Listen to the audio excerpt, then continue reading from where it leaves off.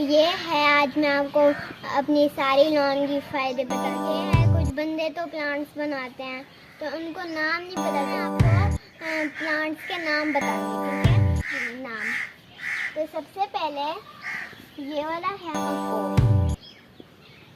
ये वाला है मैरीगोल्ड, ये वाला है आम। तो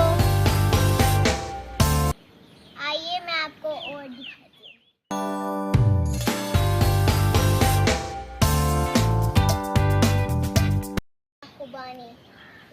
ये तो पौधा जामुन का रह गया। आगे शतूर, ये जेड प्लांट, इसे पत्थर चट भी कहते हैं। अच्छा, लेमन ग्रास, ये अश्वगंधा है, इससे ताकत की दवाई बनती है जो आपके घर में आप कभी कभी तो लगाते होंगे।